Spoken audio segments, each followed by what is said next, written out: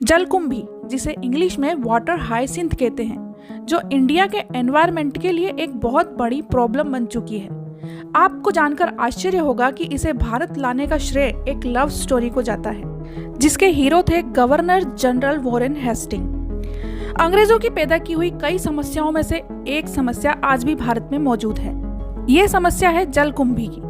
पानी में उगने वाला एक ऐसा पौधा जिसे नदियों, तालाबों, बांधों, झीलों आदि के लिए बहुत ही खतरनाक माना जाता है। ये साधारण सा एक्वेटिक प्लांट मीठे पानी के सोर्स में से ऑक्सीजन को बर्बाद कर देता है। जिस भी नदी या तालाब में जलकुंभी उग आती है, उसमें मछलियों का जिंदा रहना मुश्किल हो जाता है। ये एक्वेटिक वीड रिवर ट्रांसपोर्टेशन को भी बहुत मुश्किल बना देती है। किसी भी नदी, तालाब या झील में से जलकुंभी को हटाना बहुत ही मुश्किल काम है।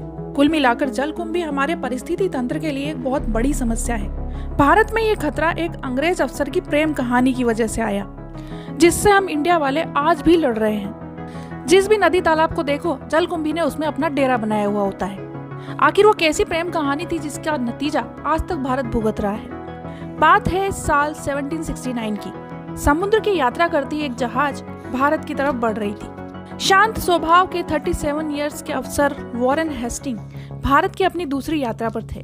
कुछ साल पहले ही हेस्टिंग ने अपनी पत्नी मेरी को खो दिया था। जिंदगी के खालीपन के साथ यात्रा कर रहे हेस्टिंग को जहाज पर एक बहुत ही सुंदर लड़की मिलती है, जिसे देखकर वह उसके प्यार में पड़ जाते हैं। उस महिला का नाम था मैरियन इमहॉफ, जो एक मिनिएचर पेंटर कार्ल इमहॉफ की पत्नी थी। समुद्री यात्रा के बीच दोनों का प्रेम परवान चढ़ता है और ये प्रेम कहानी एक खतरनाक प्रजाति के जलीय पौधे को भारत लेकर आती है, जिसे बंगाल का आतंक नाम भी दिया जाता है। दरअसल इस यात्रा के कुछ वर्षों बाद ही वॉरेन हेस्टिंग बंगाल के पहले गवर्नर जनरल बनने वाले थे। जहाज पर मैरियन इमहॉफ और वॉरेन हेस्टिंग करीब आने लगे। कुछ दिनों पहले ही अपनी पत्नी को खोने वाले वॉरेन हेस्टिंग को सुंदर मैरियन से प्यार हो जाता है। इनकी प्रेम कहानी पर किताब भी लिखी गई।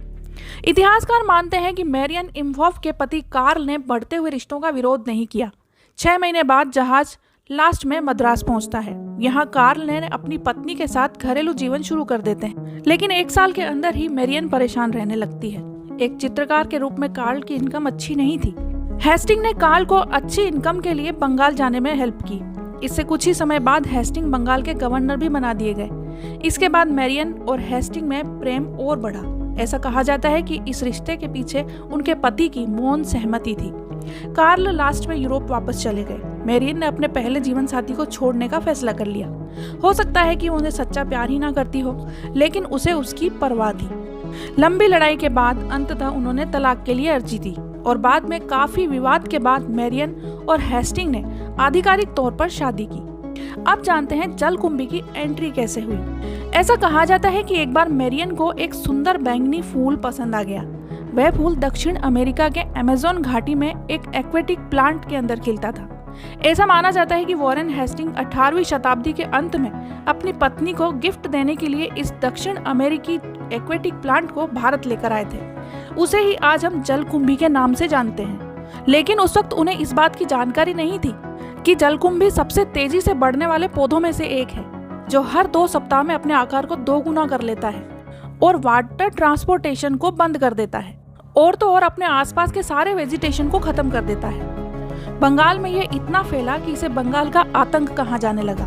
जलकुंभी की एक और कहानी भी है। इसमें इसे जर्मन आतंक भी कहा जाता है। ऐसा माना जाता है कि फर्स्ट वर्ल्ड वॉर में जर्मन पनडुब्बियां इस जलकुंभी को बांग्लादेश लेकर आई थी, लेकिन लेडी वॉरेन हेस्टिंग से रिलेटेड कहानियों पर ही विश्वास किया जा सकता है। इससे निष्कर्ष निकलता है कि देश के एनवायरनमेंट के लिए संकट पैदा करने वाली जलकुंभी का आगमन एक प्रेम कहानी से हुआ था।